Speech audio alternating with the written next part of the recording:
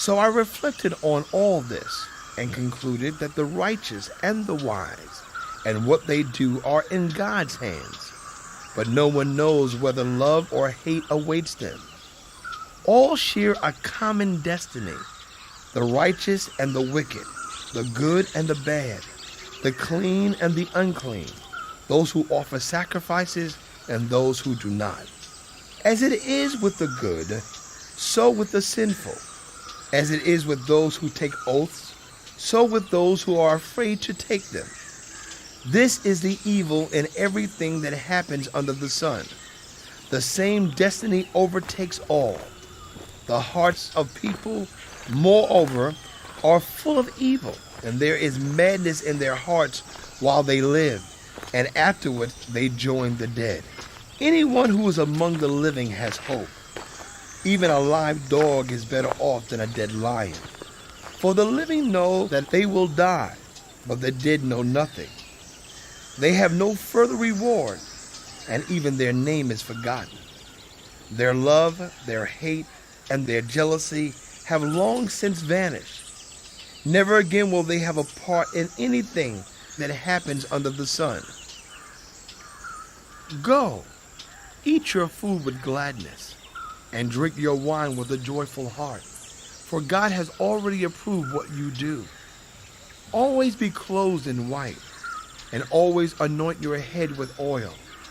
Enjoy life with your wife, whom you love, all the days of this meaningless life that God has given you under the sun, all your meaningless days. For this is your lot in life, and in your toilsome labor under the sun. Whatever your hand finds to do, do it with all your might. For in the realm of the dead, where you are going, there is neither working, nor planning, nor knowledge, nor wisdom. I have seen something else under the sun. The race is not to the swift, or the battle to the strong, nor does food come to the wise, or wealth to the brilliant, or favor to the learned. But time and chance happens to them all. Moreover, no one knows when their hour will come. As fish are caught in a cruel net, or birds are taken in a snare, so people are trapped by evil times that fall unexpectedly upon them. I also saw under the sun this example of wisdom that greatly impressed me. There was once a small city with only a few people in it, and a powerful king came against it, surrounded it, and built huge siege works against it. Now there lived in that city a man poor but wise, and he saved the city by his wisdom. But nobody remembered that poor man. So I said, wisdom is better than strength. But the poor man's wisdom is despised, and his words are no longer heeded. The quiet words of the wise are more to be heeded than the shouts of a ruler of fools. Wisdom is better than weapons of war, but one sinner destroys much good. As dead flies give perfume a bad smell, so a little folly outweighs wisdom and honor. The heart of the wise inclines to the right, but the heart of the fool to the left. Even as fools walk along the road, they lack sense and show everyone how stupid they are. If a ruler's anger rises against you, do not leave your post. Calmness can lay great offenses to rest. There is an evil I have seen under the sun, the sort of error that arises from a ruler. Fools are put in many high positions, while the rich occupy the low ones. I have seen slaves on horseback, while princes go on foot like slaves. Whoever digs a pit may fall into it. Whoever breaks through a wall may be bitten by a snake. Whoever quarries stones may be injured by them. Whoever splits logs may be endangered by them. If the axe is dull and its edge unsharpened, more strength is needed, but skill will bring success. If a snake bites before it is charmed, the charmer receives no fee. Words from the mouth of the wise are gracious, but fools are consumed by their own lips. At the beginning their words are folly. At the end they are wicked madness, and fools multiply words. No one knows what is coming. Who can tell them what will happen after them? The toil of fools wearies them. They do not know the way to town. Woe to the land whose king was a servant, and whose princes feast in the morning. Blessed is the land whose king is of noble birth, and whose princes eat at a proper time, for strength and not for drunkenness. Through laziness the rafters sag. Because of idle hands the house leaks. A feast is made for laughter, wine makes life merry, and money is the answer for everything.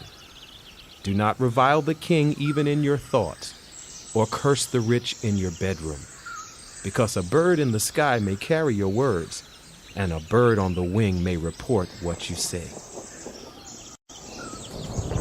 Ship your grain across the sea. After many days, you may receive a return. Invest in 7 ventures, yes, in 8. You do not know what disaster may come upon the land. If clouds are full of water, they pour rain on the earth. Whether a tree falls to the south or to the north, in the place where it falls, there it will lie. Whoever watches the wind will not plant. Whoever looks at the clouds will not reap. As you do not know the path of the wind, or how the body is formed in a mother's womb, so you cannot understand the work of God, the maker of all things. Sow your seed in the morning, and at evening let your hands not be idle. For you do not know which will succeed, whether this or that, or whether both will do equally well. Light is sweet, and it pleases the eyes to see the sun. However many years anyone may live, let them enjoy them all. But let them remember the days of darkness, for there will be many. Everything to come is meaningless. You who are young, be happy while you are young, and let your hearts give you joy in the days of your youth. Follow the ways of your heart, and whatever your eyes see. But know that for all these things, God will bring you into judgment. So then, banish anxiety from your heart and cast off the troubles of your body, for youth and vigor are meaningless. Remember your Creator in the days of your youth, before the days of trouble come and the years approach when you will say, I find no pleasure in them. Before the sun and the light and the moon and the stars grow dark and the clouds return after the rain, when the keepers of the house tremble and the strong men stoop, when the grinders cease because they are few, and those looking through the windows grow dim, when the doors to the street are closed and the sound of grinding fades, when people rise up at the sound of birds, but all their songs grow faint, when people are afraid of heights and of dangers in the streets, when the almond tree blossoms and the grasshopper drags itself along and desire no longer is stirred, then people go to their eternal home and mourners go about the streets. Remember him before the silver cord is severed and the golden bowl is broken, before the pitcher is shattered at the spring and the wheel broken at the well, and the dust returns to the ground it came from, and the spirit returns to God who gave it. Meaningless, meaningless, says the teacher. Everything is meaningless. Not only was the teacher wise, but also he imparted knowledge to the people. He pondered and searched out and set in order many proverbs. The teacher searched to find just the right words, and what he wrote was upright and true. The words of the wise are like goads, their collected sayings like firmly embedded nails given by one shepherd. Be warned, my son, of anything in addition to them. Of making many books there is no end, and much study wearies the body. Now all has been heard. Here is the conclusion of the matter. Fear God and keep his commandments, for this is the duty of every human being. For God will bring every deed into judgment, including every hidden thing, whether it is good or evil.